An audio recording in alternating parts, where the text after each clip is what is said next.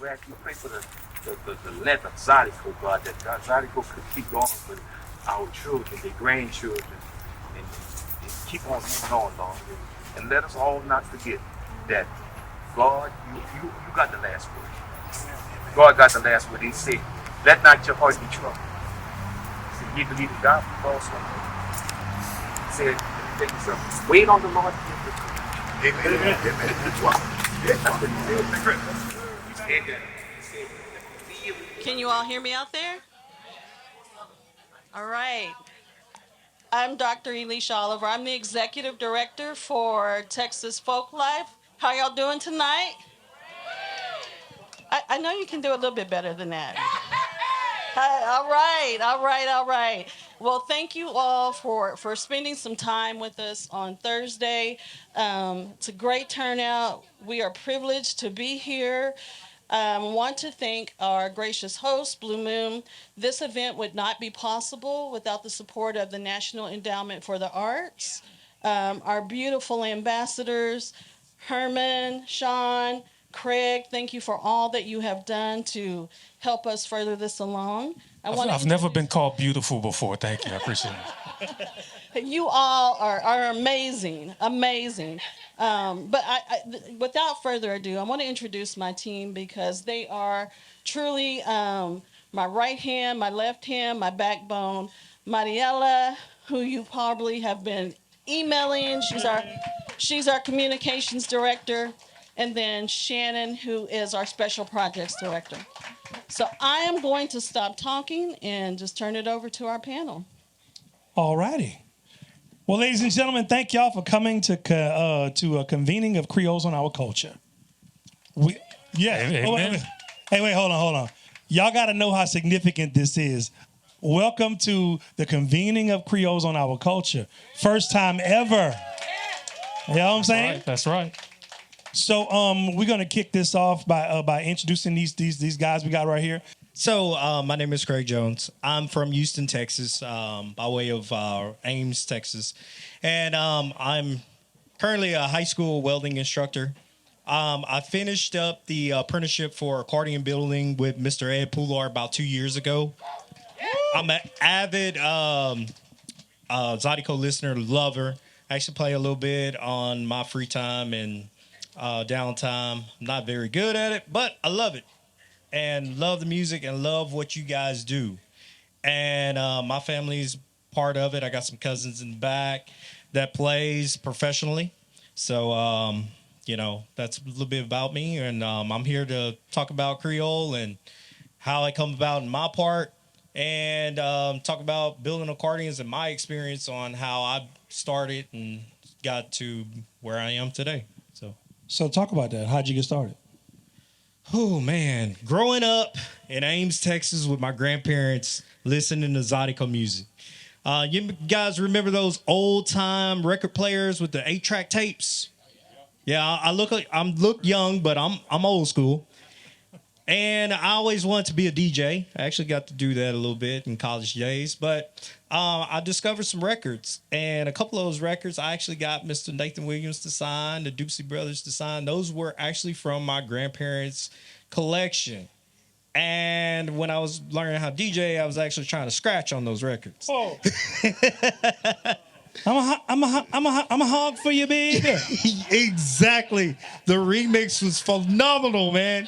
So, yeah, I love the music, and from then on, going to the church dances, it always starts in the church. Amen.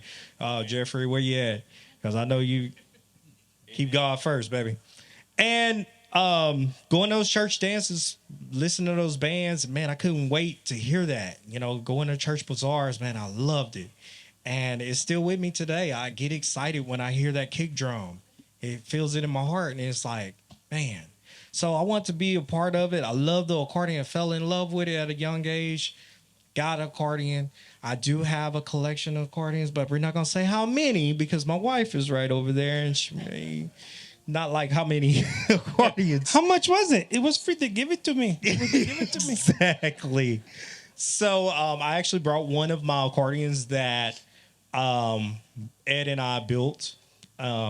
together. He built one to show me, and then I had to build one on side of him. So I brought that one.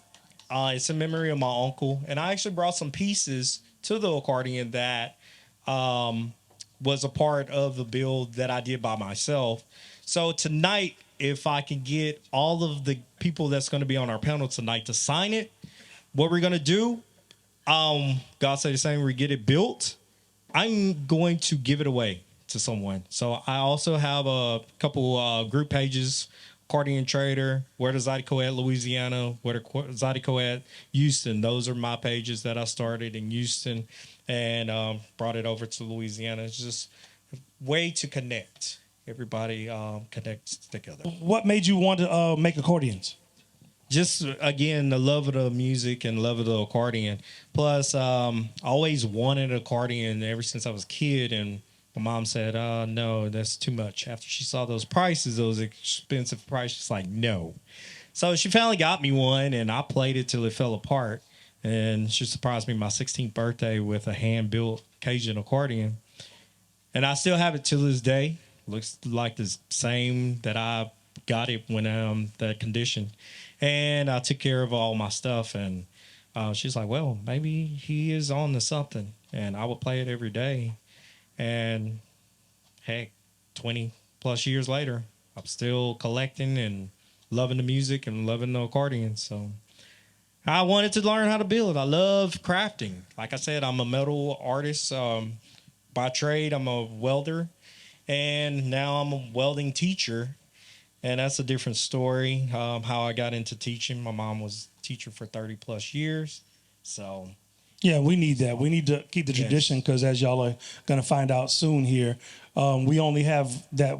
Well, now we have two. Well, if he's going to decide to do it, we'll have two.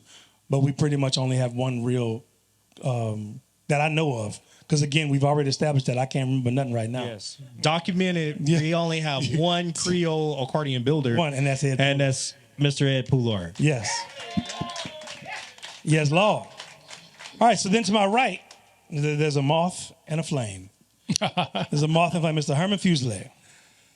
Hello, y'all. As usual, I'm the least talented person on stage. Stop it. Oh, it's true. Stop it. My name's Herman Fuselier. The job that pays the bill is Executive Director, St. Landry Parish Tourist Commission, I-49, Exit 23. If y'all have never been up there before, Zydeco Jam every second Saturday of the month. So y'all come on, and as you know, St. Landry Parish, the cradle of Zydeco, the home of Clifton Chenier, Rockin Sidney, Jeffrey Broussard, Terrence Simeon, two-time Grammy winner. So the la-la dances back in the day that the sharecroppers used to do started in St. Landry Parish. So we got a lot of history happening there. I host a radio program on KRVS 88.7 FM called the Zydeco Stomp, Saturdays from 12 to 4, Zydeco Blues, old school R&B. So thank y'all for listening. I appreciate that. From where? From where? From where? From what? From Guam. From Guam to Gaydon. And where? Brazil to Brazil. And Guam where? to Gaydon. Hey, that's what I'm talking about. Music so good, politicians, beauticians, even clientele riding with the morticians. Everybody taps their toes to the Zydeco Stomp. Very sad. And with my story, I've just been around music all my life. Like I like to tell people, my parents weren't musicians, but they played the hell out of the radio and record player. All the time, music was in the house, in the cars. I can remember when I was a little kid, it seemed so unusual whenever we were riding in the funeral procession, Mom and Daddy turned off the radio. And that's just like, why are we doing that? But it's like the final show of respect to the person as we're going to the cemetery. Because other than that, the music was always playing. Everything from Frank Sinatra to Willie Nelson to John Delafosse and the Eunice Playboys. We had it going on in our house. My sister was into the Carpenters, the Jackson 5, Stevie Wonder. But for some reason, Zydeco and Cajun music just spoke to me. I love the look of the accordion, the sound of accordion. My daddy told me after a while he had a sister named Cherry that played the accordion, just played on the front porch, which was unusual for ladies to do at the time, but that was part of the culture. And it just something that just grabbed hold to me. And I worked as a sports writer for a long time. I lived in the state of Alabama for 4 years. But when I came back home, I approached my editor about writing about musicians, because at that time, the only time you'd hear about a musician if he died or was arrested for something. And I said, there's so much more to the musicians here in the music, and just being removed from that atmosphere got me to appreciate it so much more. You know, when in Alabama, it wasn't always on the radio. I couldn't go to the store and get boudin crackling, so I realized what I had left behind. So it made me appreciate where I came from so much more. And one of the guys that interviewed me for the job, I had told him I went to Clifton Chanier's funeral, and his eyes just got big as I don't know what. But he was a guy that appreciated what Louisiana had to offer, and it made me appreciate it so much more. And that was in Tuscaloosa, Alabama. So when you come back, what made you come back home? Well, the guy that had taken my place in Opelousas at the Daily World newspaper passed away, so I got an offer to come back as sports editor. Okay. So basically a money decision. Plus, I had gotten married and didn't have kids yet. But I told my wife, Beth, kids have to be born. Fusiliers have to be born in Louisiana. That part, not in Alabama. So how do we have to come back? So now, how do we get to the point to where we all know and love you? How do we get to that? The radio, the DJ, the Saturday morning voice that we all know. Again, it goes back to the music always being around the house and listening to DJs growing up. Some of y'all may remember right here in Lafayette, KVOL 1330 AM, Paul Thibault, the house rocker, every Saturday afternoon. And my mom was good friends with Paul Thibault. So I grew up listening to that. And E. Rodney Jones, who was a legendary DJ in Chicago, but spent his final years in Baton Rouge, and could hear him on WXOK. So just hearing those DJs and being around that music all the time. And I was always fascinated with radio and communications. I have a ham radio license ever since I was a kid, way before cell phones. Me and my friends would talk on walkie-talkies, which advanced to CB radios, and which advanced to ham radios. And some of my closest friends, I met them through radio, and just thought about being a DJ one day, applied at KVPI in Ville Platte. I was a college student at the time at LSU, majoring in journalism. And one of my professors kept saying, you got to get experience. You got to get experience. Well, somebody's got to hire me to get experience. So I went to Jim Swallow at KVPI in Ville Platte, just died a couple of years ago. Had a nice interview with him, but I didn't expect anything to become of it. But the next day he called me back. So every summer after that, I had a summer job playing oldies on a party time show on KVPI. And it's just kind of bloomed from that. And since then, I've always had a radio show. Even in Alabama, my 4 years there, I started the Bayou Boogie show. So radio has just become a part of me, and I love each and every minute of it. Okay, sweet. Y'all give it up for Herman. Awesome. Give it up for Craig. Now, Sean How about Ardoin. you, Sean? Tell us your story, Sean Ardoin. Okay, well, so I started. Start with that last name. I always like for you to tell the family's history, because, as I mentioned on the radio all the time, we're getting close to 100 years that an Ardoin has recorded Creole or Zydeco music, and that's pretty significant. Huge. That's huge. So Amédée Ardoin is the man credited with being the father of the songbook for modern Cajun and Creole music. My grandfather, Boissec Alphonse Ardoin, was a legend in the music until he passed. My dad, Lawrence Black Ardoin, was a stalwart in the music until he passed last December. My brother and I took over my dad's band. So there's always been an Ardoin, with a fourth generation Ardoin in this thing, right? So that man over there with the perfectly cut fro, Ronald Ardoin, that's my uncle. So when you ask how I got here, music was always a part of our lives, right? Every weekend, my dad would go. They would play every weekend. They go to Slim's. They go to the what's the one that closed before Slim's? Rishores? No, in Grand Mar. Is it not? No, in Freelo, the Triangle Club. Triangle Club. Yeah, so they would go and they play at all them things, and then the Ardoin brothers. The Ardoin brothers, and then sometimes a lot, they will come back home at 3 o'clock in the morning after being at the dance and have a whole nother dance at the house. So, I'm sleeping good and I have,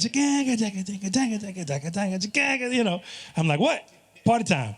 So Uncle Ronald played the drums, and at 4 years old, he would give me the sticks, just like every single other artists that I know, they give you a little taste.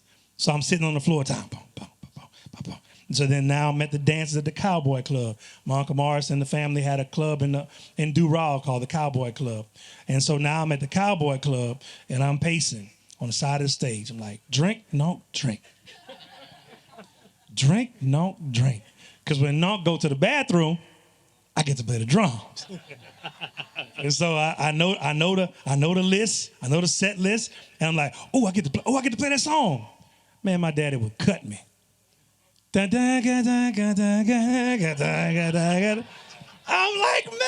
that ain't what you play right there.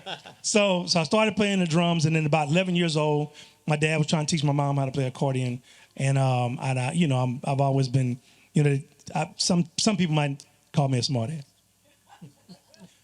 So my daddy was trying to teach my mama how to play the accordion, and he had written the numbers down. This was before anybody had videos and stuff like that. And I said, Daddy, she's not going to learn like that. He said, smart ass, why you think so? I say, because she don't know when to push and pull. Put a plus and a minus, and that'll show you. Oh, you know so much? Here, you do it. I was like, shh. He was like, next week I was on the stage playing accordion. Yeah, that was a thing. So once he figured out you could play, then you were in the band some kind of way.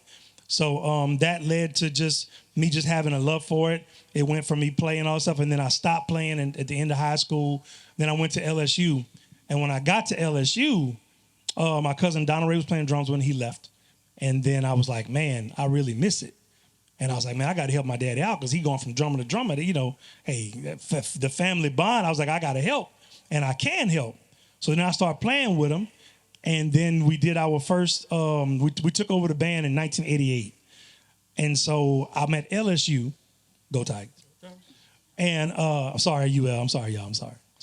So we're at LSU, and I'm with all my friends, and I'm like, they don't even know what I do. And so I'm trying to introduce them to it, and I let them hear it, and they either love it or they hated it. So I'm like, okay, so young people, which I was at the time. Yes, they laughing. That's fine. That's my bad. So young people determine popular culture. So I was like, what can I do to make them like what we do? So I started incorporating, reggae, hip hop, R&B, and it was crazy because I could see the vision for it, right? So I'm like, we incorporating this music, and this is what I hear. Man, Sean, this is article, man. What you playing? What you doing a show for? I said, because the people that don't dance need to see a show. Well, what you singing for? Well, because we need to sing. I noticed that at the time we wasn't really writing like songs. We were just writing hooks. So I was like, well, we need to increase this because at this point I'm all bought in, and if you know me, I'm a pusher. Once I realize it's something good, I want everybody to know it's good, right? So I'm like, look, we got a good thing, but these people who are going to be our market in a few years, they're not going to like it if we keep going in the same direction. So we need to make a change. We need to make this thing so that they're going to like it. So I started doing it, and I was taking the heat. And then all of a sudden today, here we are. Zydeco bands are doing shows. We writing songs. And I'm not saying I'm the first one to ever do it. That ain't what I'm saying. What I'm saying was, in my generation, which you gonna see up here tonight, that's another thing that's a trip. Because we the old people now. We the old people now, y'all. It's crazy.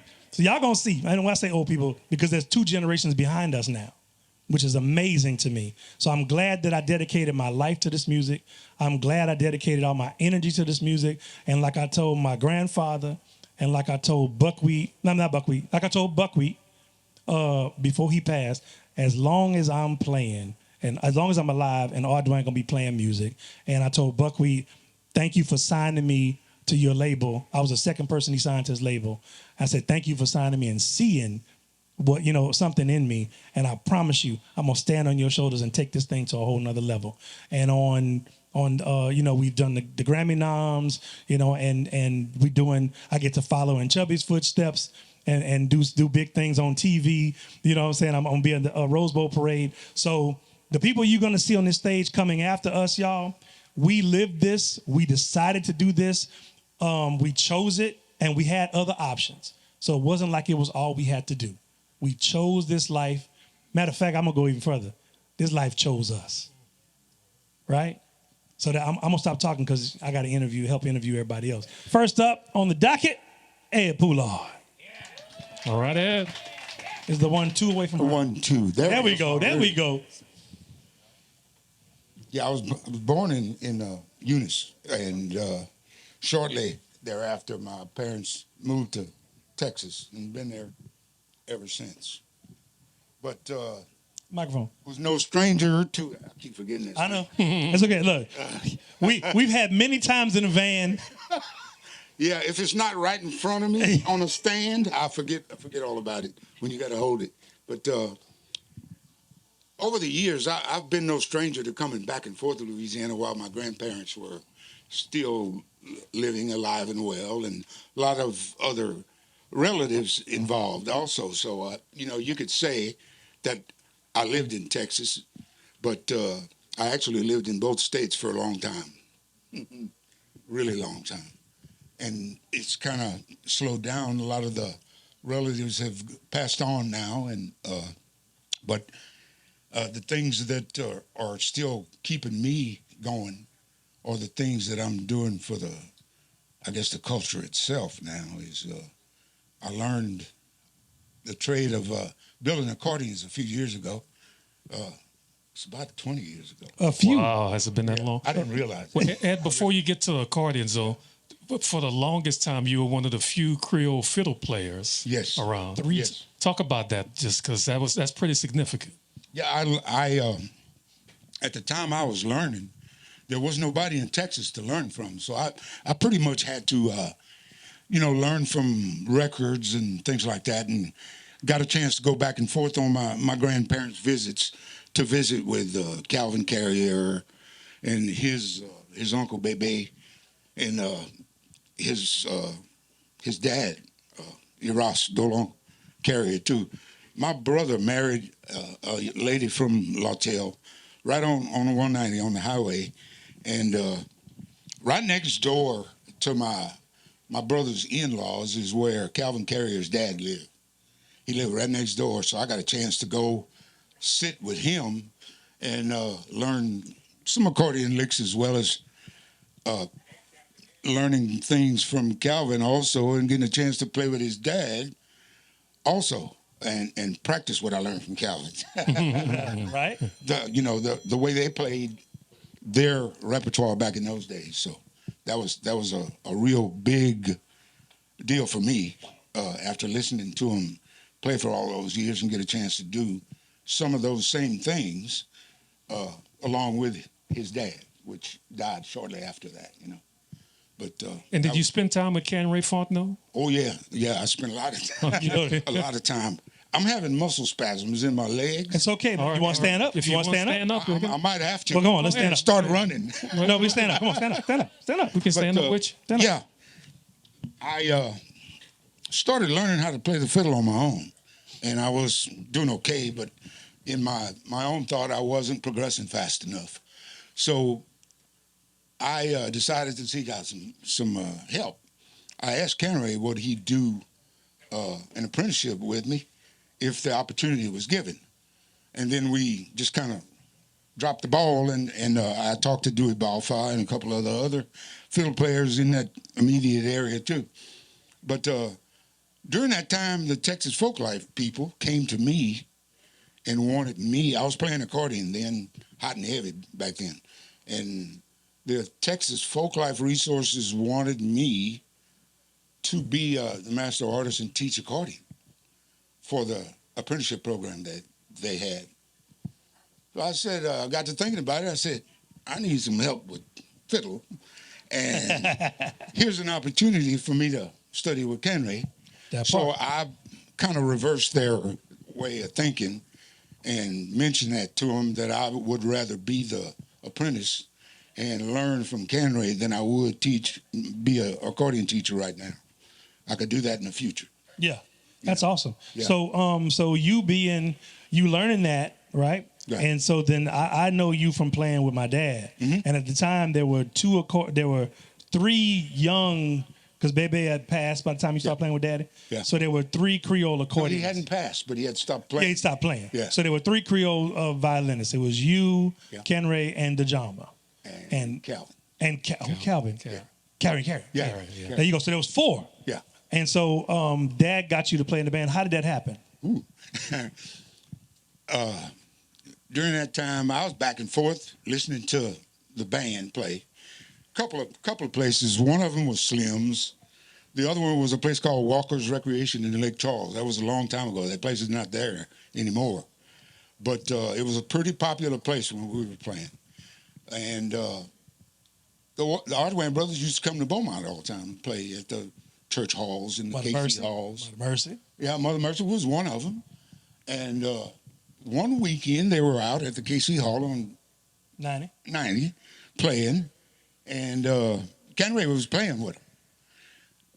But I got there kind of late, and he was kind of preoccupied. That's all I'm going to say. All right. Hey, VO. Yeah. VO. So they asked me to kind of sit in and play in his place for a while, which I didn't really like to do, but I did it anyway. I didn't have no fiddle with me or nothing, so I had to play on his equipment, and that's something that I was told was no. Yes. So, and you got to know Kenray. But the next time they were playing at Walker's in Lake Charles, and I happened to drop in. I was on my way back from one of my grandparents' visits, and I stopped in and paid a visit at Miss Walker's, and same situation. Kenray down for the count. They asked me to sit in, and I did VO. the rest of the gig. I played the rest of the gig that night, and Black and Ronald both asked me to stay after the dance. I said, no problem. They said they wanted to talk to me. So after the dance, I helped them get loaded up, and I followed them home, and we sat around the table, and Ronald and I had a good stiff drink of whiskey. VO. VO. And It's a common theme here. yeah, that was when they said they liked my playing and wanted me to join the band that night. So that's how it all started. And I played with the Ardoin brothers for 14 years. The first person I played on stage with on fiddle was Knowlton Simeon. Okay. Knowlton Simeon got me to play because Calvin couldn't make it when he got sick. He had a stomach, a medical issue with his stomach. And Knowlton had enough confidence in me, which I hadn't really had in myself at the time.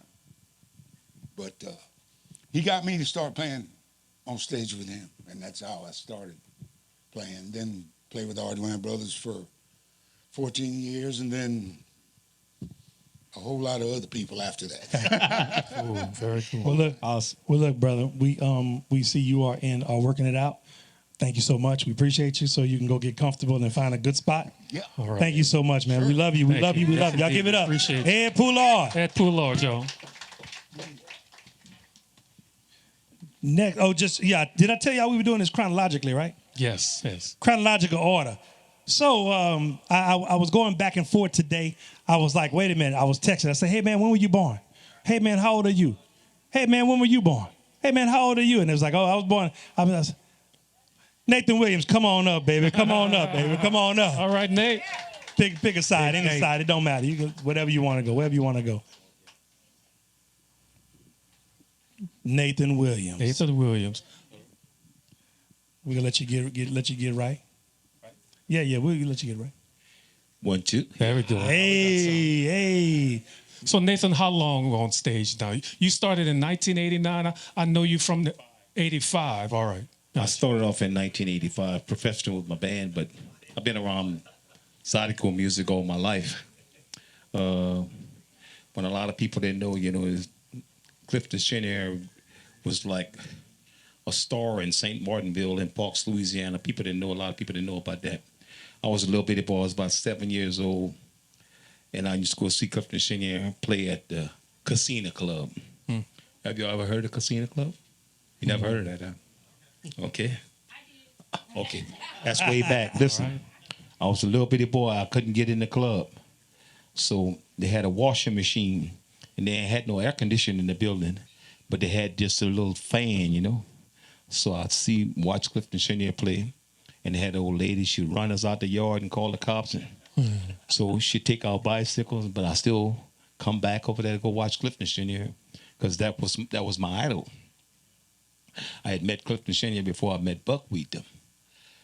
And so what happened in 1980, I always did like the music, and I had a dream that I was playing accordion. And a little old single row accordion. I never even dreamed about it. So I said, well, God, I know that's what you want me to do, to myself. See, I was a self-learned accordion player. I never did, nobody taught me how to play, I learned it myself. I learned my style myself and everything. Buckwheat had been a mentor to me, showed me how to business and everything and all that. I'd go sit down by him, we talk, and I'd play for him a little while, and Miss Bernice would hear. Clayton Sampe used to come to my brother's store, Sid's store. I started off by leaving from St. Martinville at the age of 13 and come to my brother Sid's store, Sid One Stop in Lafayette. And that's how I bought my first accordion from Buckwheat because Buckwheat had moved across the street from Sid store in the Hambola's apartment. And so that's how we got to be good friends.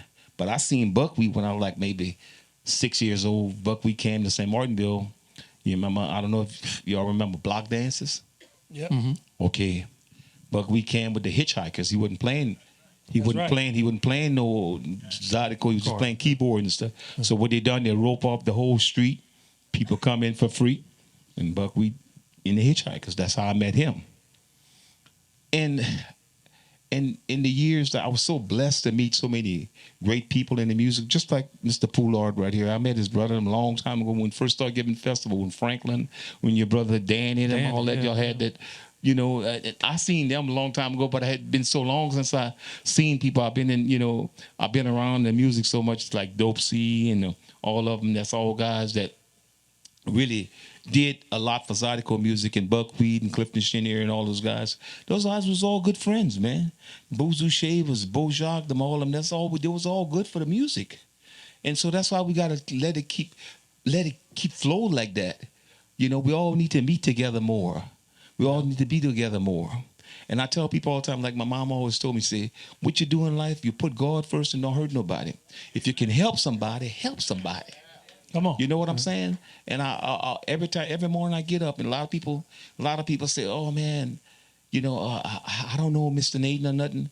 But if you don't try to socialize with each other, how you gonna know me? If you don't invite me to things, how you gonna know me? How y'all gonna know what I do? You know what I'm saying? So, and it's not that I need to be invited to things, but it's good for me to be invited to things so you can learn something from people like me. Yeah. You follow what I'm saying? So I don't mind sharing, but you can't share to nobody that you don't have it to share to. That part. You follow what I'm saying? Nate, let me ask So how you gonna get somewhere? Just like I got with this music, I can stop playing right now. I don't need to play music. I play music because I love what I do. that part.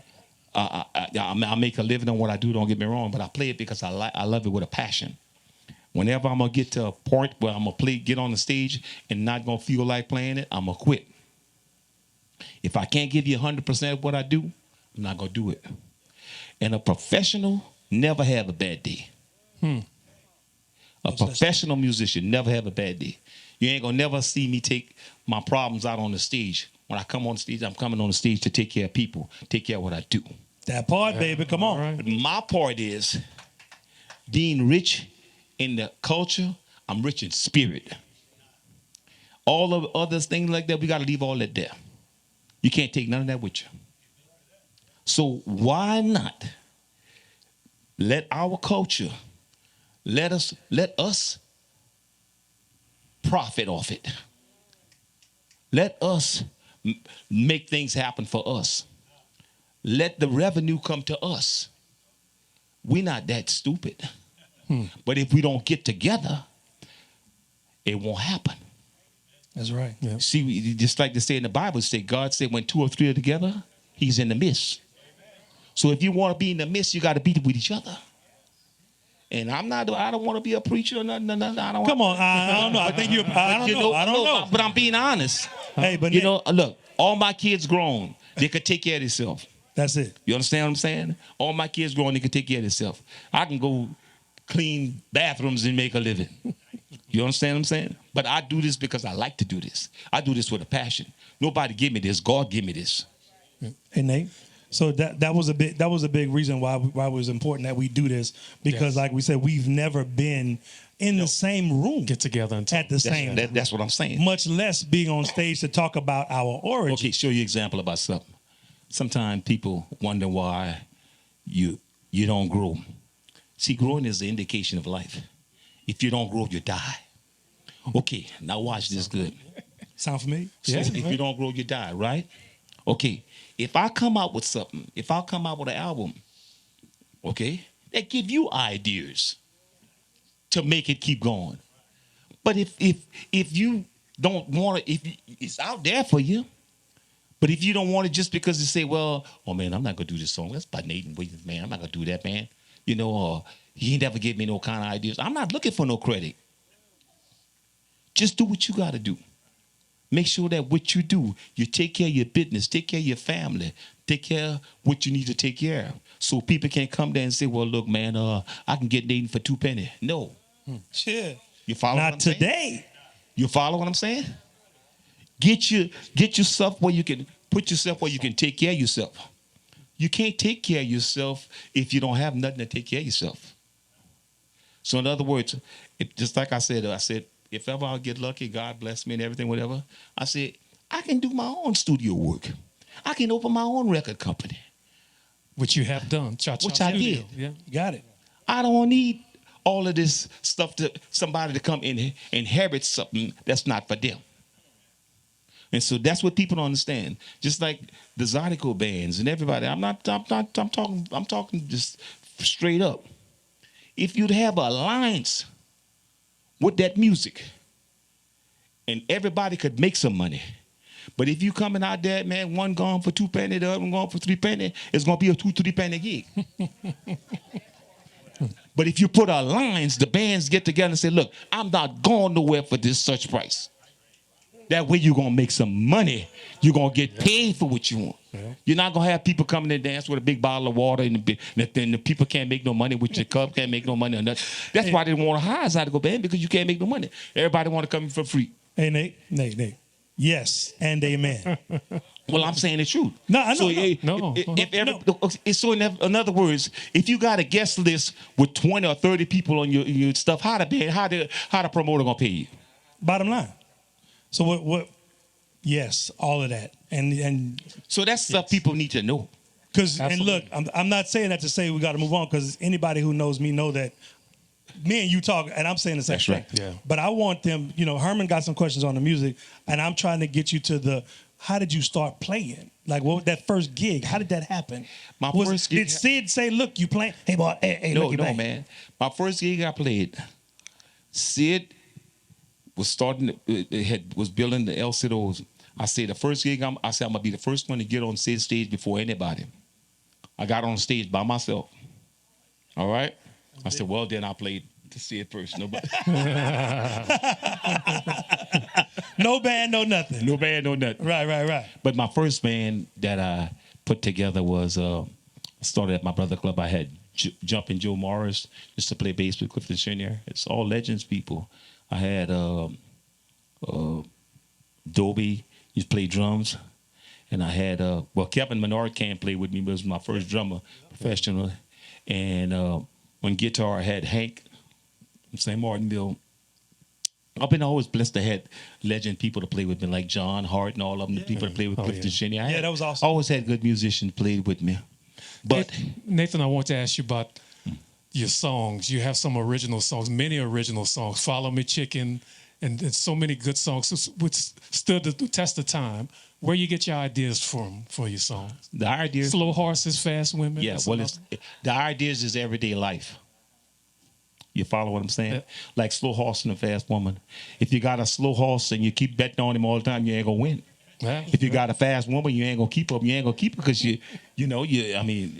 So that's just simple. It's just everyday life thing that I live about. And I learned a lot of my French and stuff from my grandmother. All right. See, when my grandmother didn't used to be cutting sugar cane in the field, and I hear her talking, and sometimes every time they talk, her and my mom with them, and I said, "Well, what you say, Grandma?" And she said, "She tell me that in English, you know." So that's her. She's responsible for my career, and she's responsible for a lot of things. Her and my mom with them, because that's where we come from. You know what I'm saying?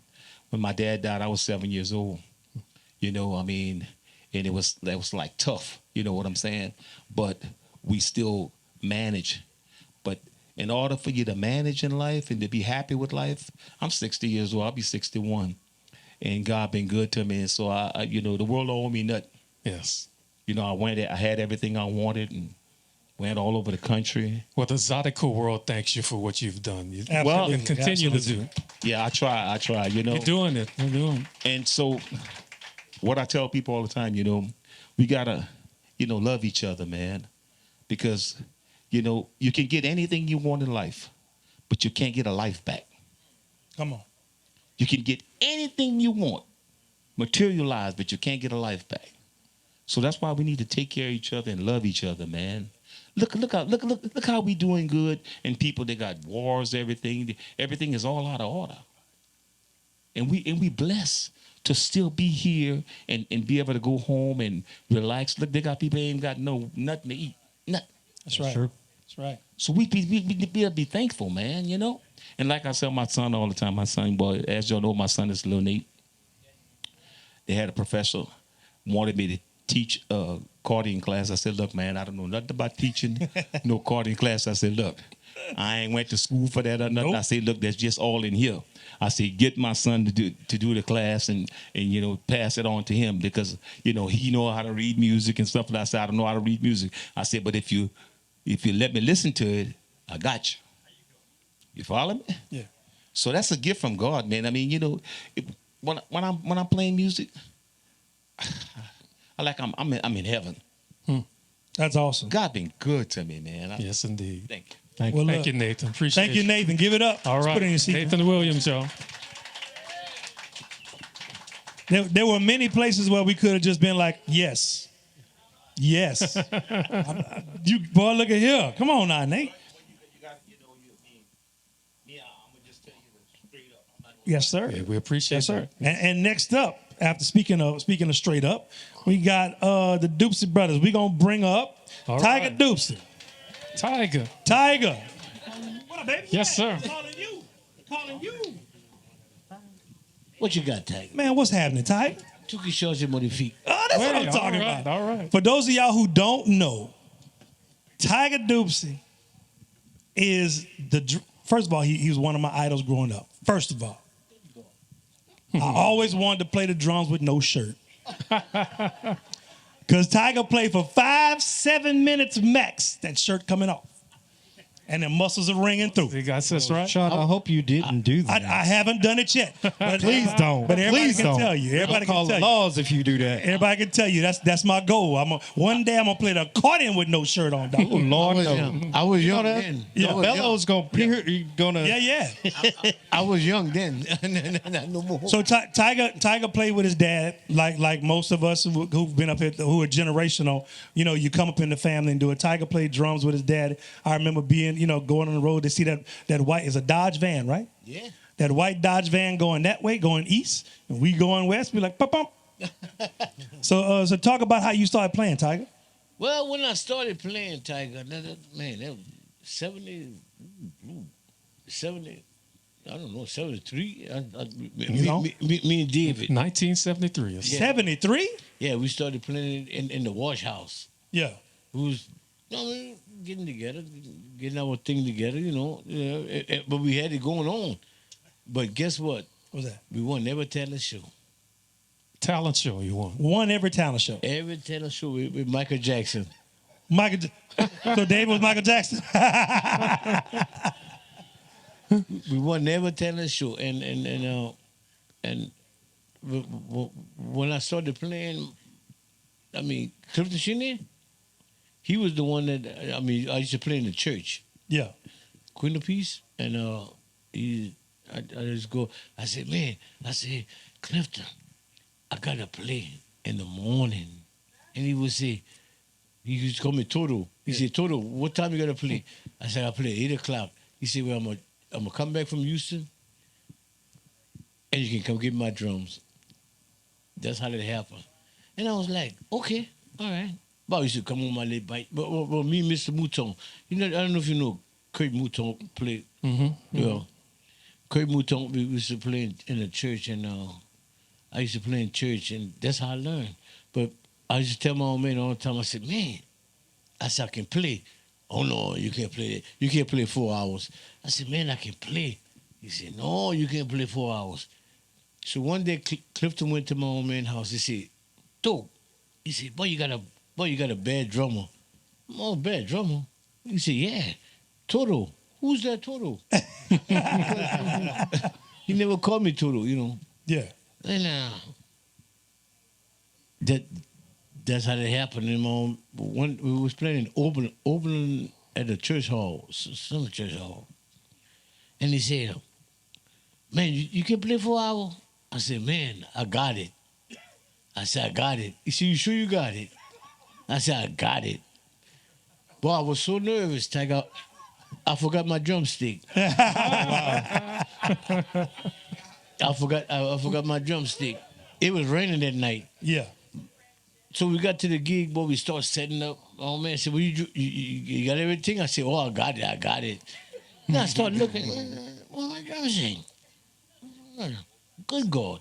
I had no drumstick. So what you use for drumsticks? My old man said, you ain't got no drumstick? I said, no. He said, I'm going to go in the tree. Yep. He went and break 2 branches out of the tree. And that's how I played. I started playing. But the next night... You had your drumsticks.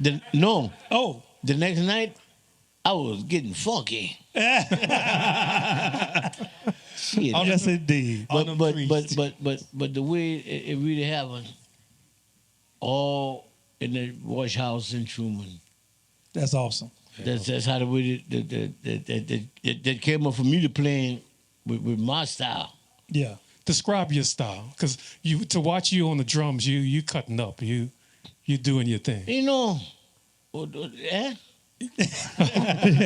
Because you remember at Festival International, I would talk to you after that. I said, man, you something else. Yeah, but you feel good. Yeah. You feel good. You know, with the crowd giving you the energy. that energy. Yeah, be picking up on You it. feel good. And then you watching David jumping. And, I mean, Yeah. I mean, you got to get into it. Yes, indeed. You know, I mean, you got to. Zydeco is let me see how I can say that. Zydeco is I mean, it's a feeling. It's a feeling, because you know what? We used to play the Mardi Gras thing. On Jefferson Street downtown. Yeah, we used to be on the stage high. It was cool. Oh, it was cool. And you still had your shirt off? Oh my God. It was cool. But you know what? With playing, and I thank my old man for, you know, letting me start. I mean, I've been playing 50 some years, you know what I'm saying? But Yes, indeed. I mean, It's still going strong. yeah, well, I'm still trying, you know what I'm saying? Oh, yeah. But what I'm saying though, it was for him to give me a chance to. I mean, cause what God gave you, man didn't give you. God gave you the gift, so you got to get that out. You know what I'm saying? So I said, man, you know what? I'm gonna play this stuff. Yes. I was playing it. Now, our daddy didn't want to let us play, huh? Huh? They didn't think we could play. Well, I don't know, but I was there. but thank you, Jesus. God gave everybody a different gift. God didn't give everybody the same gift. That's right. God gave them a mechanical gift. God gave, I don't know what you do, but He gave everybody a gift. You know, That's I a well. sometimes don't know what I want to do. I mean, but you feel good. But then if you can explore that gift, Yeah, yeah. if you can explore it, give a child a chance, Yeah. because everybody deserves a chance in life. Everybody right. deserves. Yeah, Everybody Yeah. So it was really important for me to do this way because coming from a big family, I know Chubby knows, I know all the Dupsey boys know, it's always come as a family. So But we want to bring up individuals. But I seen Chubby. No. What you? Yeah. We want to bring them up individual. Hold on. Okay. That's for the after What with the Chubby? microphones off right there. No, he's right there. Oh, Chubby right there. No. So I stay- ain't say nothing bad right, about right, Chubby. No. So stay right there. No, Don't go but you nowhere. know what? But you know what? We used to play at Chubby Daddy Club. The Yeah. Gin Siding, I don't know. Yeah, offshore We line. used to, Offshore. yeah, we used to Yeah. And boy, that old lady used to make some good gumbo. Oh my God. Tiger, that was some good gumbo. Yes, sir. And when we finished playing, my man said, "Okay, fellas, it's time to go," because we used to play 4 hours straight. That's right. We ain't played, like 4 hours, not like, 90-minute set. like we doing now. No. We used to play 4 hours straight. Yes, sir. The old lady used to have a gumbo, everything. I was like, oh my God. Tiger Dupsey, y'all give it up. Yes. Don't go nowhere. Stay right here. Stay right there. Stay right there. And so now, You want to go? no, stay right there. No, you good. Stay right there. You Stay good. right there. Stay right there. Your brother's coming. All right. So now we got the second in line. You would know him as Rockin Dopsie Jr. It's David Dupsey. Wait, There he is. Yeah, I'll give it up for him. David Rubin. David Rubin family. David Rubin. This is the Rubin family, but it's come on this side, Dave. Come on this side, Dave. Yeah, go over there. It's right there. it's amazing whenever your daddy is so successful at something that your last name get changed. 1, 2. Yeah, I'm gonna tell you something else that a lot of people didn't know. Another Reuben is Cupid. Did the Cupid shuffle? Really? It's our cousin. His name is Bryson Reuben. And we have another cousin that was a pro tennis player, Shonda Reuben. Shonda, yes. Come on. Yeah, so Superstars all in the family. hello. Yeah, that's right. That's right. So how y'all doing, brothers? Doing good, Great. People, happy holidays. Yes. We doing good. You got it, Herm? The James Brown of Zydeco always call you. That's what they call me. You can do don't do No, the no, no. splits right now. Hold on, let me see. I got my jeans on. Let me see. I don't dance in my jeans. But really and truly, James Brown has influenced. But I was influenced by, actually, honestly, and Tiger can tell you, when I grew up, I didn't want to play Zydeco because I was influenced by all the entertainers like James Brown and Jackie Wilson. I've never got a chance to see Jackie Wilson, but we did a lot of shows with James Brown and Prince, and that was a lot of my influences. Michael Jackson. And in 1975, 76, I'd watch him, and I would always dance and stuff. And me and Tiger, we grew up in Truman Edition, and me and Tiger used to play. We had a little outhouse in the backyard, and we used to play there for the neighborhood every Sunday. And everybody knew about 1 o'clock there was an empty field next to our house, and they were like, well, we're going to the field because David and Tiger gonna perform, and that's how it all started. That's where the crawfish had soul. And what got me playing Zydeco, my father had a cousin, Chester Zeno. They called him Shorty. He was a washboard. He was my father's washboard player, and he'd play with his left hand. He never played with both hands. He just played with his left hand. And if some people probably remember this, he'd pick up a wooden chair with his teeth, and he'd hold it in the air, and he'd keep the rhythm, and he did it with a table. Now, mind you, that was in the 50s and the Real 60s wood. when they had the real wood. Solid wood. So, yeah, I got, and then he got sick, and he had both his legs amputated. So my dad told me, he said, well, you have to play the washboard now. And I'm like, well, I can't pick up no tables and no chairs with my teeth. Well, you got to create your own style. So I knew I could have danced. So that's where the cowboy hat, the sunglasses, and the apron came in. And I remember my mention the first long hair. Yeah. And I remember my first gig with my father was in Karen Crow at a place called Rocket Beach. Y'all remember that place? That's the first place that I did. And my daddy told me, he said, because back then it wasn't called funk, it was called disco music. Yeah. And my daddy used to tell me, stick with me, boy, you're going to make some money. Mess around with that disco music, you ain't going to make no money. So we did a show at Tipitina's, in 1978, and I performed with my father, and there was some people from Los Angeles, California. They were shooting a commercial in New Orleans for Levi's, blue jeans. And the guy saw me, and he liked my look, and that was the first commercial I ever did, and I had that line, 501, a jean that fits your body, got a button down fly on my 501. So that was the first commercial I ever did. Hey. And then I started making a lot of commercials. A lot of commercials. Yes, yes. And then we got into doing a lot of movies and stuff, which we have a new movie coming out the first of the year. Y'all remember the late, great Patrick Swayze? Yeah. His movie Roadhouse. Roadhouse. Yeah. They redid Roadhouse. Jake Gyllenhaal is playing Patrick Swayze, and Conor McGregor is the bad guy in the movie. And we playing 3 songs in the movie. Wow. Yeah, and Awesome, yeah. and two of our songs is going to be on the movie soundtrack. And in 2027, there's 4 people playing the role of Little Richard, and I was one of them. That's gonna Come on, yes. Yeah. Come on now. Break it down. You playing Little Richard. So I'm playing Little Richard when he's in his 40s. Oh, So, and, talking about Zydeco music, the Ardoins, Clifton Chenier. I remember Clifton Chenier used to come to my father's house. They used to drink. They used to go to the Blue Angel and drink and stuff. And Clifton drummer Chidi, he'd come and see Tiger. They exchanged cymbals and stands. And that's when I was really getting into it, and I was lacking that stuff. So we started traveling and got on the road and stuff and playing with a lot of great entertainers. And I just want to tell a lot of these up and coming Zydeco musicians, I love what they're doing. Keep on doing what you're doing, because now people hear what we're doing and they know what we're doing. We're winning Grammys. We in movies. We in commercials. Yes. And me and my brothers, we had people, I can say as a Zydeco musician, I was one of the first and maybe the only Zydeco musicians to play on the Country Music Award with Beyonce and the Dixie Chicks.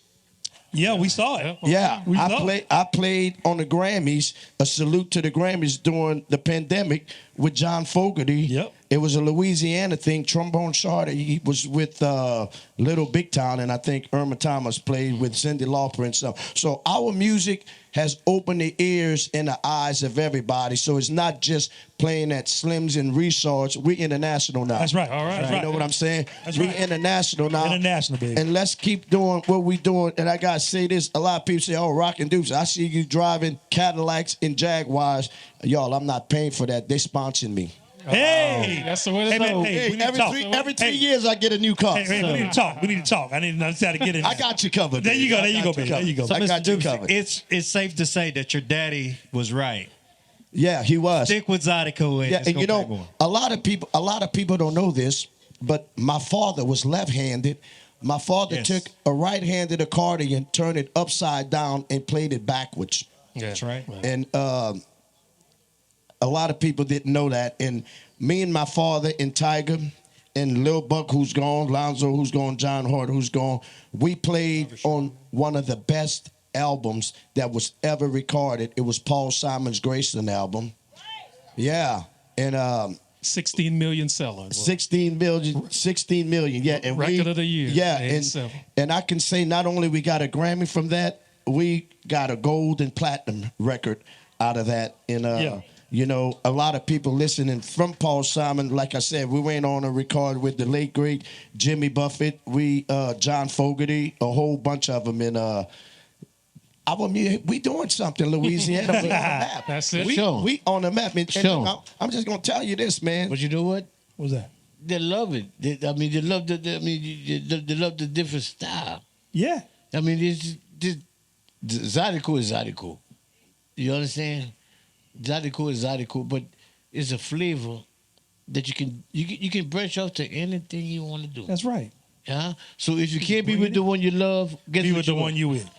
But Sean, Nate, and Chubby, all these other music, y'all know just as much as I do when we play in a festival or in a club outside of Louisiana, you have a lot of big name entertainers that come to see you that share the stage with you. Yes. We were doing a show at Tramps in New York City, and this white dude came on stage. Man, I was jamming. This white dude came on stage, and he had on a baseball cap and a throwback T-shirt. I didn't know who the hell he was, but the crowd loved him. So I'm like, if the crowd like him, I'm going to let him stay on stage. There you go. Yeah, so we doing jambalaya, this guy jamming, and at the end of the song, it was Bruce Springsteen, not Bruce Springsteen, Billy Joel. It was Billy Joel. Wow. You know, and I was like, oh man, and he's like, man, I just love Zydeco music. So we got something where a lot of people come and they listen to and they want to be a part of what we're doing because John Fogerty, Bruce Springsteen, I said his name, Bruce Springsteen, Beyonce, and Hall & Oates, which they're not together anymore. Right. But when you see those guys on stage and they got a washboard, I gave him the washboard. Yes, sir. All right. I gave him the washboard. And before I let you go, the biggest compliment I've ever gotten from playing with a lot of great musicians, we did a show at Albert Hall in London. London, yeah. We did a show at it was a New Orleans show. We were playing with my father, and it was my father, Dr. John, the Neville Brothers, and Irma Thomas. And I never forget that Mick Jagger came to the show. Yes, sir. And Mick Jagger, when the show was over, he was back there talking to everybody, and Dr. John introduced me, and I'll never forget Mick Jagger said, you got to be the Jimi Hendrix of that washboard. There you go. Hey, that's right. And you know, that's what motivates me to do what I'm doing. You know? Yes, sir. Yeah. And you almost made it to Saturday Night Live through your daddy. Yeah, you know. Tell that story. I almost made it to Saturday Night Live with my father, but my father was an old school person that when he made a commitment to something, he kept that commitment. You know what I'm talking about? You know how y'all old school cats is. So, hey, bro, y'all? Well, us old school cats. So, my father, I think all my father knew was B.B. King, Bobby Bland, James Brown, all those guys back then. We played at Tramps, and Paul Simon came to see the show because he was doing the Graceland album. And we knew Jimmy Buffett, we knew Dr. John, but I didn't know Bette Midler, so they had Bette Midler at the show.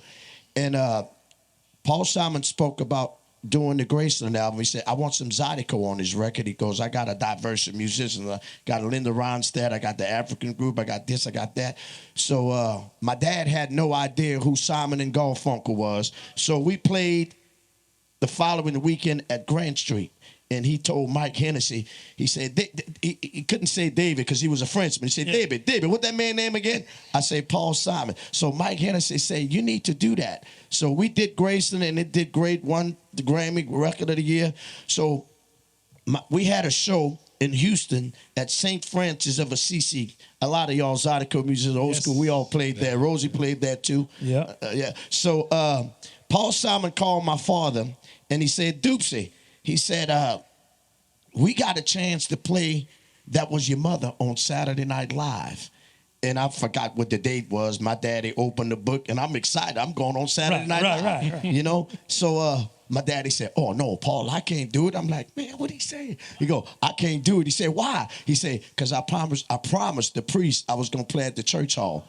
And he passed up Saturday Night Live to play at the church hall. And you know what? That's a blessing because since then, we've been blessed. That's it. Yeah. Right. Hey, so I'll give it up. So the reason, like when we were coming up with who to bring on this thing, so y'all would definitely, you know, because we go way back. We go way back. And see, when you were playing drums, I remember that. Now, come on now. Yes, sir. So the biggest thing for me though, watching y'all and just giving that outside perspective, because like I played with my grandfather on a tour in '85. Right. And we played with y'all at the Chicago Blues Festival. That's right. And we went there and we was backstage and I was like, oh man, this is pretty cool. Y'all get to play on this nice stage. Hadn't seen the stage yet. So then I come up on the top. We come from the bottom and we open the door. I was like, oh. And then you went out there and did your thing, of course. Yeah. And so I was watching y'all. And so I'm going to tell y'all right now and give y'all flowers while y'all here. The few years that I'm behind y'all, was like a lifetime because y'all were doing the things that I wanted to do. So y'all showed me that it was possible. Well, thank you. So you're part of the reason why I do what I do. Well, thank you. All right. You know, I remember I used to... Jeffrey, you getting something too? I used to open the show for my father with the band, and my daddy used to always tell me, look, you're going to go ahead on and do it. If you can't do it, I'm going to do my shit myself. Get up there and jump. He didn't say do splits. He said jump up and down. Up and down. So, and that's how we did it. But I remember that show in Chicago. Yeah. Oh, man, before we get too long, Anthony Dupsey, where you at? Come on up, baby. Come on up. All right. The reason we separated like that because Anthony wasn't in the band because, of course, their daddy was playing. I was in college. Oh, look at him. I was in college. And just to Wherever you want. And just to let y'all know, I love all my brothers, but when we on the road, we never stay. We stay in the same hotel, but we don't stay on the same floor. We got That's for sure. Like that? that's a pain in the ass. Come on. Or is it that you the rock and roll man? No, they're Between Anthony staying on the floor and Tiger knocking, David, let go get a drink, man. I can't deal with that. Yes, indeed. I love to be quiet. I don't make noise all night. Oh, yeah, what else? What's happening? How y'all doing this morning? All right. So now you grow up, you watch your brothers. Yes. You watch your daddy. They tour the world. You go to college. Yes. You know, same thing. Yeah. I mean, where'd you go to school? Northside. College. Oh, no, at home college. All the Northside people like, Northside! No, how it started, y'all, 1973, 74, 75. David and Tiger, I was young. We moved out of Truman in 1977. And all the people would be watching. David was dancing. Tiger was playing drum. I had a sister. She'd be dancing and stuff. So I said, I want to do this, you know. So my daddy would leave, boy. And everybody around the neighborhood, like I said, they would come out and watch with the band. Tell Dopsey Jr. stop that noise. They're making noise in the neighborhood, boy, until late at night.